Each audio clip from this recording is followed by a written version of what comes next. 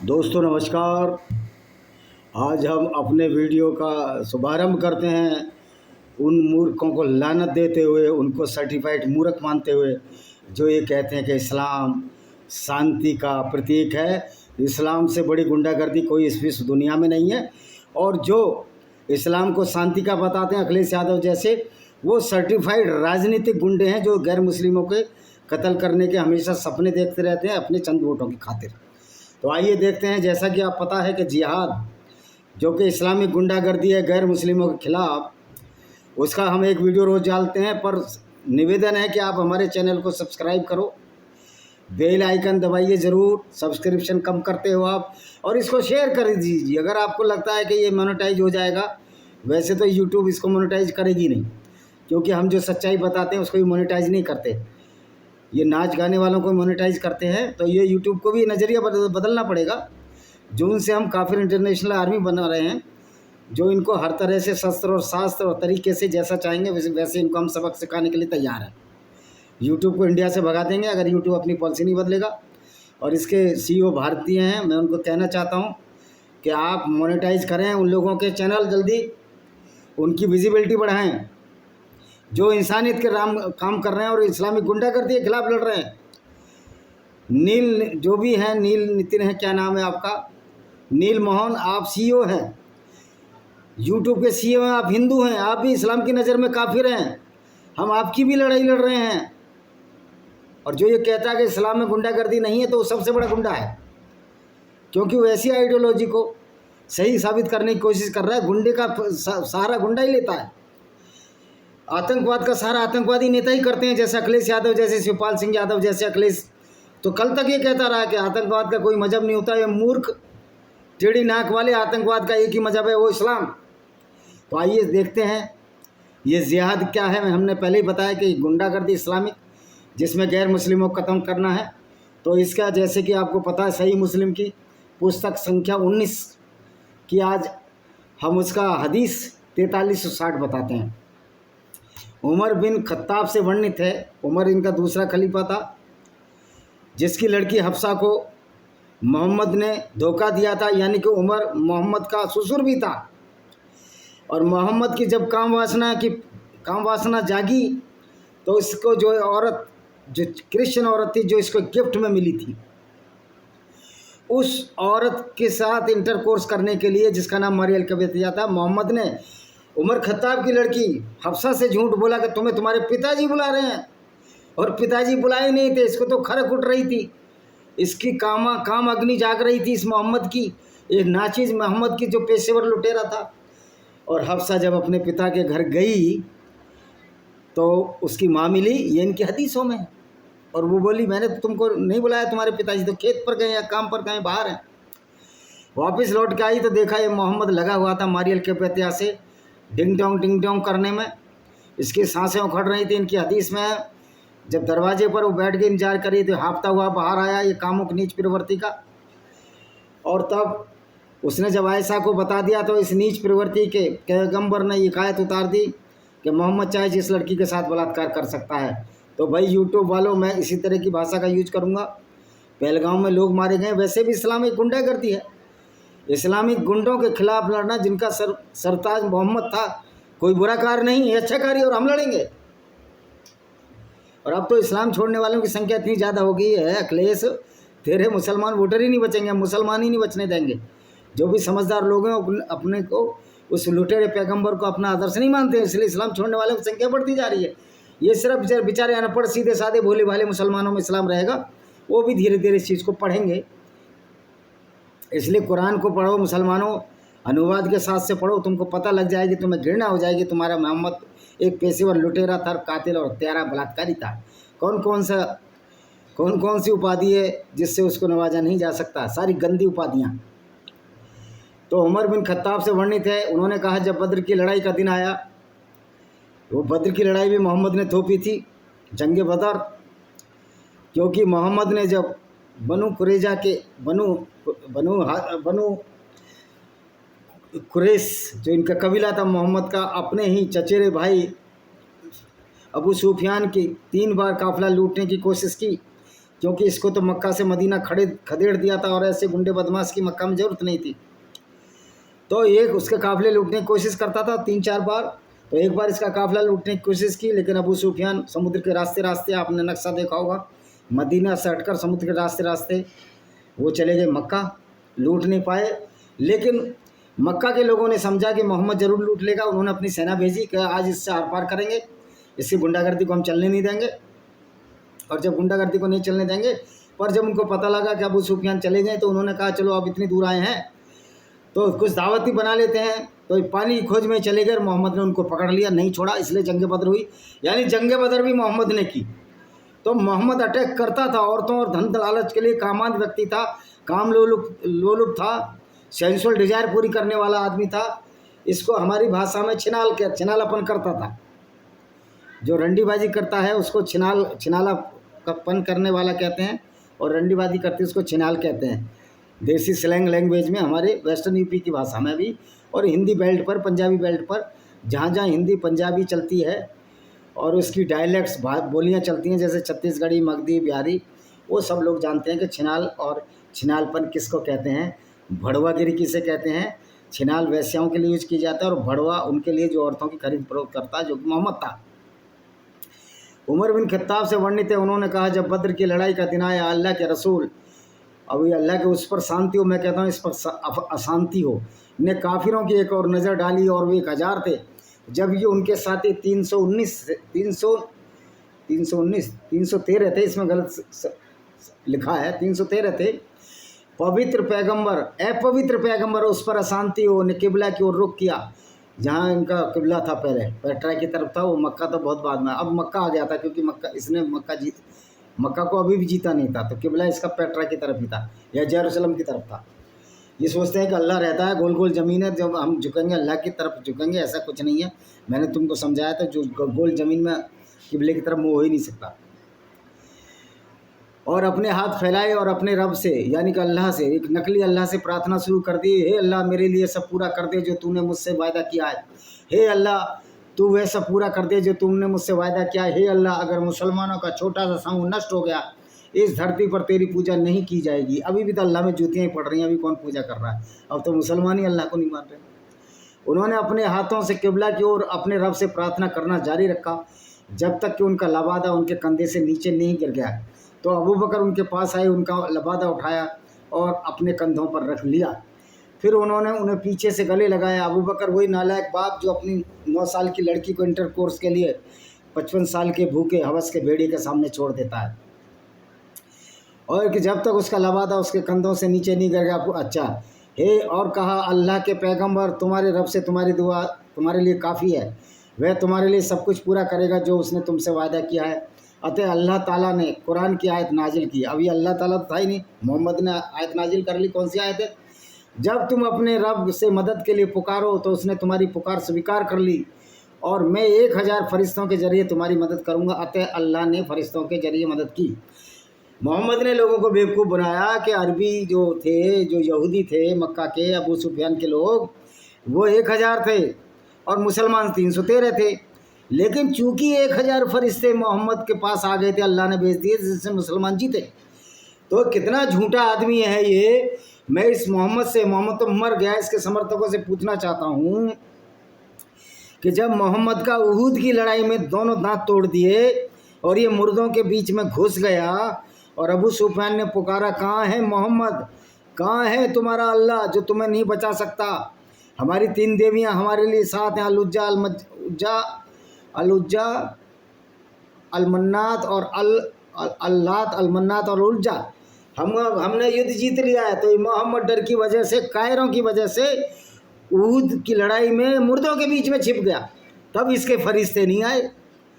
जब अबू ताहिर जन्नाती काबे के पत्थर को उखाड़ कर ले गया, काले पत्थर को, उस पर टट्टी और पेशाब 22 साल तक उसके उत्तरदारी करते रहे। फिर इन अरबों ने हाथ पैर जोड़कर उस काबे के पत्थर को लगाया, जिसको ये सिरफिरे मुसलमान जो कि नकली अल्लाह में विश्वास रखते हैं उसको चूमते हैं। तब कोई अल्लाह नहीं आया।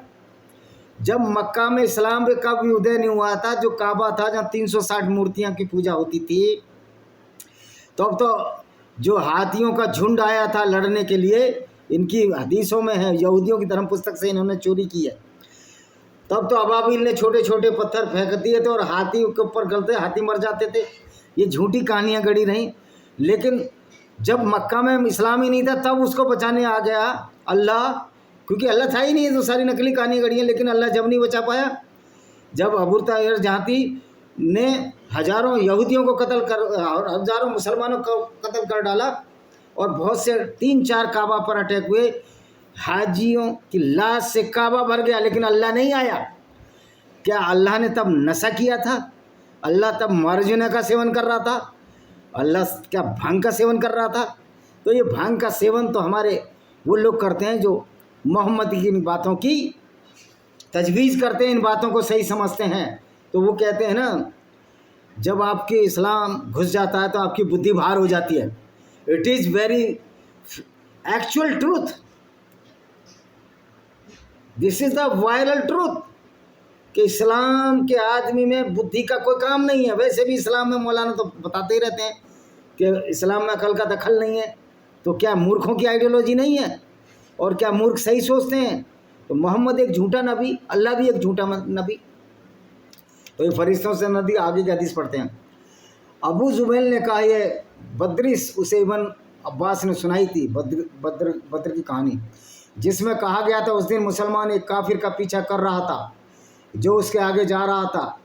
उसने अपने ऊपर से कौड़ों की आवाज़ और सवार की आवाज़ सुनी जो कह रहा था, आगे बढ़ो हे जिम्मा। उसने मुशरिक यानी गैर मुस्लिम, जिसमें हिंदू भी आते हैं, की ओर देखा जब वह अपनी पीठ के बल गिरा हुआ था।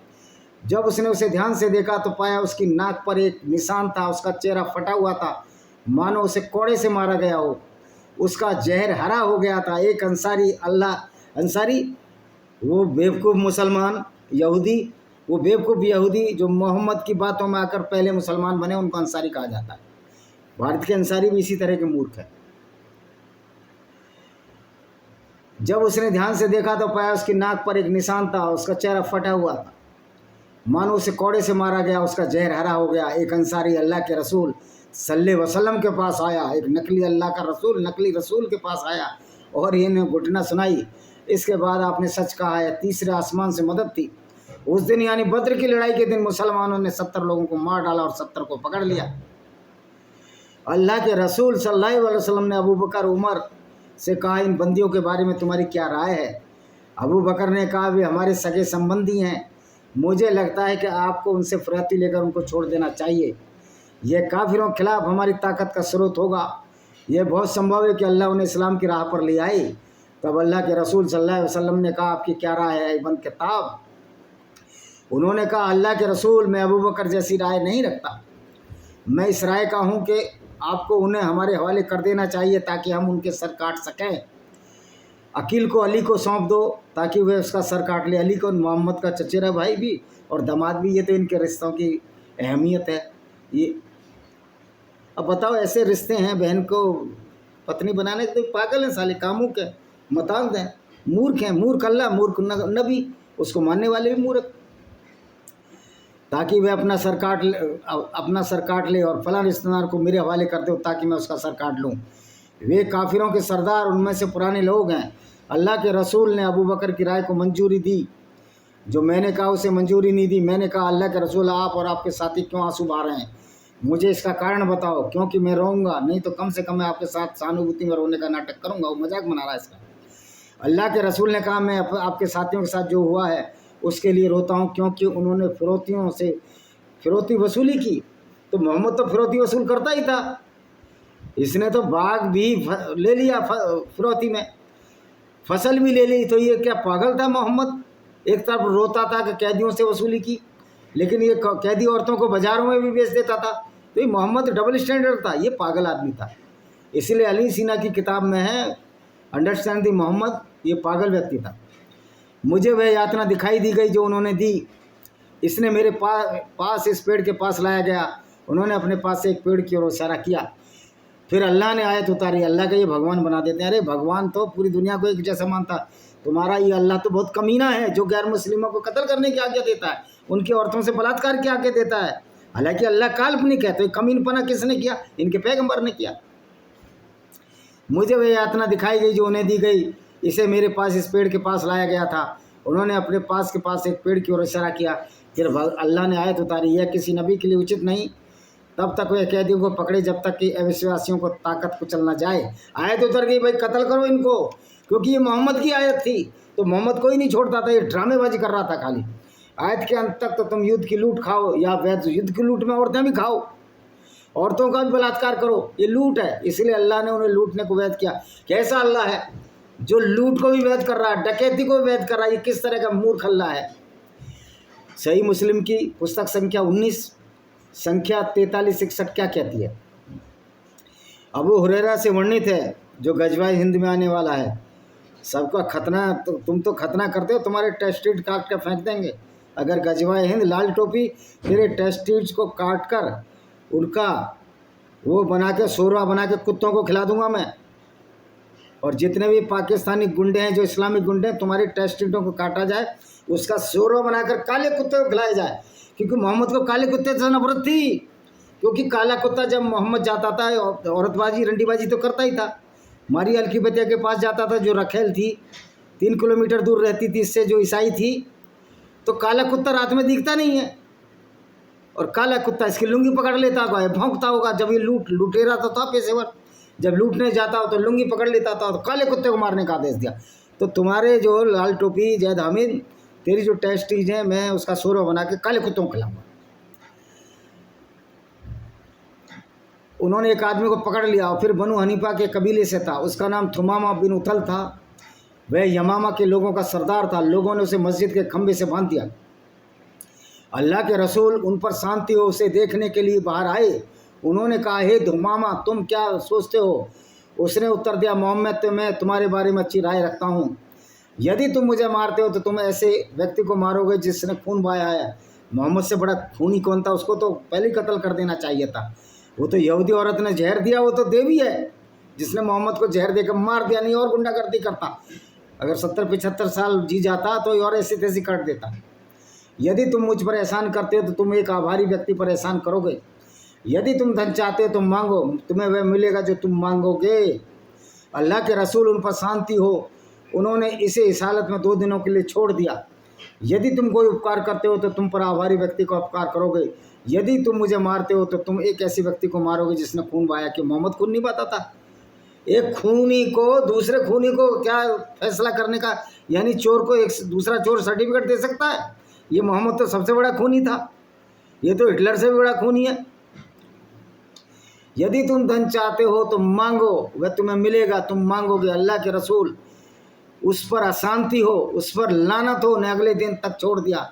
जब वे उनके पास फिर आए, क्या तुम सोचते हो ए थुमामा? उसने उत्तर दिया, जो मैंने पहले ही आपको बता दिया। यदि तुम मुझ पर कोई उपकार करते हो तो तुम पर आभारी व्यक्ति पर उपकार करोगे।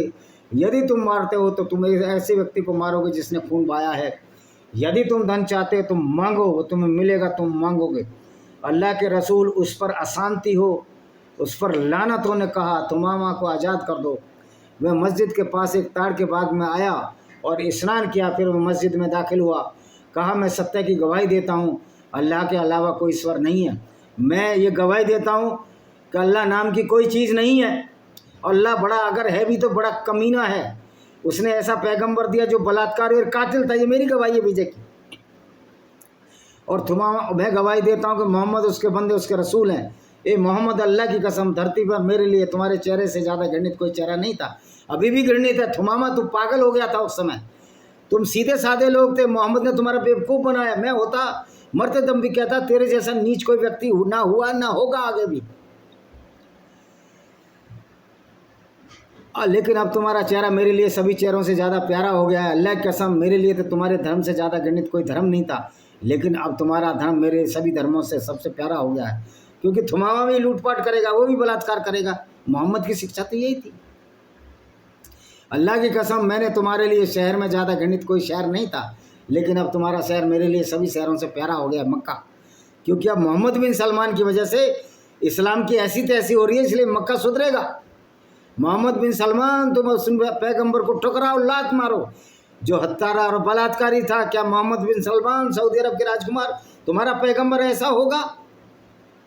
और इमरान खान तुम्हारा पैगंबर ऐसा होगा? तुम कहते हो उस पैगंबर ने सारे काफिलों को इकट्ठा किया, अरे इकट्ठा उसने सारे गुंडे बदमाशों किया और लूट मचवाई, और पाकिस्तान भी लूट का भी पर्याय है। तुम्हारा हिसाब जरूर होगा काफिर इंटरनेशनल आर्मी, जो उनसे तुम्हारा हिसाब करेगी। अल्लाह की कसम, मेरे लिए तुम्हारे शहर से अच्छा, जब मैं उम्रा जाने का इरादा कर रहा था, यानी कि उम्रा होता है कभी भी जाओ मक्का, रमज़ान में ना जाओ, रमज़ान अगर हज करना है तो रमज़ान में ही जाना पड़ेगा, मतलब निश्चित महीनों में। तुम तब तुम्हारे घुड़सवार ने मुझे पकड़ लिया। अब इस मामले में तुम्हारी क्या राय है? अल्लाह के रसूल ने उन्हें शुभ सूचना सुनाई, उम्रा पर जाने के लिए कहा। जब वे मक्का पहुँचे तो किसी ने उनसे कहा, क्या आपने अपना धर्म बदल दिया? उन्होंने कहा, नहीं, मैंने तो अल्लाह के रसूल के साथ इस्लाम कबूल किया है। वो सही बोला बेचारा, इस्लाम कोई धर्म ही नहीं है, तो पूरी पूरी गुंडा कर दिया। वो ठीक ही बोला। अल्लाह की कसम, जब तक अल्लाह के रसूल की अनुमति न हो तब तक तुम्हें यमराज से गेहूं का एक दाना न मिलेगा। अबे मुसलमानों, यमराज कहाँ से आ गया इसमें? वो फरिश्ता होगा मौत का, जिसको तुम मिकाइल बोलते हो, क्या बोलते हो? जिब्राइल, मिकाइल बोलते हो शायद तुम उसको। एक और है मलाइका, वो फरिश्ता। ये सारे बेवकूफ़ लोग हैं ये सारे के सारे। अब पुस्तक संख्या 19, संख्या 43-63 हदीस है, इसको भी बता देते हैं। अबू हुरैरा से कहा कि आप मस्जिद के पीछे बैठे थे, तब अल्लाह के रसूल उन पर शांति हमारे पास आए और कहा हमें यहूदियों के पास जाना चाहिए। वह उसके ऊपर अशांति नहीं हो, उसके ऊपर लानत हो। हम उनके साथ चले, यहाँ तक कि हम उनके पास पहुँच गए। अल्लाह के रसूल उस पर लानत हो खड़े हुए। ये लानत हो मैं कह रहा हूँ भाई। उन्हें पुकारा, ये यहूदियों की जमात, इस्लाम स्वीकार करो और तुम सुरक्षित रहोगे। उन्होंने कहा, अबुल कासिम, तुमने अल्लाह का संदेश हमें बताया। वो भी चूतिए थे यहूदी, जो शुरू में दन, जैसे हमें भारत में जो चूतिए हिंदू थे जो तलवार के डर से सलवार पहन ली, आज वही धमकाने में लगे हुए हैं। उस चूतिया पैगम्बर और अल्लाह के चक्कर में जो लुटेरा था, हत्यारा था और बलात्कारी था, गैर मुस्लिमों के काफिले लूटता था, पूरी ज़िंदगी काफिले लूटे उसने। अल्लाह के रसूल उस पर लानत हो ने कहा, मैं चाहता हूँ, यानी आपको स्वीकार करना चाहिए, भगवान का संदेश आपको बताया है, इस्लाम स्वीकार करें, भगवान का नहीं, अल्लाह। जो भगवान इतने बदमाश हैं ये मुस्लिम स्कॉलर है। अल्लाह तो बहुत ऊंचा है, अल्लाह तो बहुत नीच घृणित है। भगवान जो इस सनातन वैदिक धर्म का भगवान है, उसके तो पैरों की धूल अल्लाह नहीं है। अल्लाह और पैगंबर तो मेरे पैरों की भी धूल नहीं है, क्योंकि मैं किसी को कत्ल नहीं करता, मैं जानवरों का भी ख्याल रखता हूँ। तो लेकिन तुम्हारा ये नीच पैगंबर तो काले कुत्तों को मारने की बात करता था। अल्लाह के रसूल उस पर लानत हो ने कहा, मैं चाहता हूँ। तीसरी बार उसने यही कहा, फिर तुम्हें मालूम होना चाहिए कि धरती अल्लाह और उसके रसूल की है। अल्लाह है ही नहीं तो काय की धरती, और रसूल तो एक लुटेरा था, मर गया, उसी के साथ इस्लाम भी ख़त्म हो गया। और मैं चाहता हूँ तुम लोगों को इस धरती से निकाल दूँ। तुम में से जिन लोगों के पास कुछ माल उसे बेच दें, अन्यथा उन्हें मालूम हो जाना चाहिए धरती अल्लाह उसके रसूल थी। तो इस्लाम यही गुंडागर्दी करता है, हिंदुओं की ज़मीन कब्जा कर ली। अब कहता है एक मैंने कि हिंदुओं को भूटान जाना चाहिए। अब तुम्हारा अल्लाह और तुम्हारा पैगम्बर, तुम्हारा अल्लाह वहाँ घुसेड़ दिया जाएगा जहाँ वो बाहर नहीं निकल सकता। अगर हाथी से दोस्ती करोगे काफिरों से, तो दोस्ती करने को मना है। काफिर वो एक हाथी के समान है। अगर काफिर हाथी के ज़्यादा अंदर घुसोगे तो हाथी बंद कर देगा दरबार, तुम सारे मारे जाओगे। मुसलमानों, इसलिए समझो, सोचो, अच्छे इंसान बनो। इस अल्लाह को, झूठे पैगंबर को मत मानो। क्या चाहते हो कि आपका पैगंबर लुटेरा और बलात्कारी हो, वो तुम्हारा आइकॉन हो? पुस्तक संख्या 19, संख्या 43-66 क्या कहती है? ये सही मुस्लिम की किताब है। उमर अल खत्ताब द्वारा वर्णित है, उन अल्लाह के रसूल पर उस पर लानत हो को यह कहते सुना, मैं अरब प्रयादी से यहूदी और ईसाई को निकाल दूंगा, मुसलमानों के अलावा किसी को नहीं छोड़ूंगा। तो यहाँ हिंदुस्तान में भी ये हो रहा, पहलगाम में भी यही हो रहा था। तो ये देखिए इस्लाम का घिनौना रूप जो मैं आपको बताया। और जो नेता कहते हैं कि इस्लाम गुंडागर्दी नहीं है, इस्लाम से बड़ी गुंडागर्दी कहीं नहीं है। इस्लाम से बड़ा गुंडा, पेशेवर, हत्यारा, बलात्कारी कहीं का भी पैगंबर नहीं है। और ये इस्लाम का आखिरी और पहला ही पैगंबर था, कोई पहले वाले पैगंबर नहीं थे। वो सब यहूदियों के पैगंबर थे, जो यहूदियों ने, जैसे मोसेस को मोहम्मद ने मूसा बनाया, इब्राहिम को इब्राहिम बना लिया, डेविड को दाऊद बना लिया। सारा लूट का माल, यानी कि वहाँ भी डकैती डाली और यहाँ भी लूट लिया यहूदियों की धर्म पुस्तक से, तोरा से। ये क्या साबित करने के लिए कि इस्लाम शुरू से ही है। अगर इस्लाम शुरू से तो मोहम्मद पहला मुसलमान क्यों था? तो ये हर तरफ से मोहम्मद का जो करैक्टर है, कैसे जो झूठे व्यक्ति, धोखेबाज व्यक्ति, कातिल, पेशेवर, हत्यारे और बलात्कारी का करैक्टर है। तो क्या ऐसे करैक्टर से आप मुतमईन हो? मुसलमानों में पूछना चाहता हूँ, क्या तुम्हारा पैगंबर ऐसा होना चाहिए? तो इसी के साथ हम इस वीडियो को विराम देते हैं। हमारी कुछ किताबें जरूर पढ़िए, लेमेंट ऑफ सिंजार भाई विजय कुमार पाल, इनको पढ़िए, देखिए किस तरह हमने इस्लाम की इसमें सच्चाई को आपके सामने उजागर किया है। इन्वेडर ऑफ हिडन फैक्ट्स भाई विजय कुमार है, इनको जरूर पढ़िए। इसी के साथ मैं इस वीडियो को विराम देता हूँ। वंदे मातरम, जय हिंद। कल बताएंगे इसी जिहाद का part number 7। Thank you very much.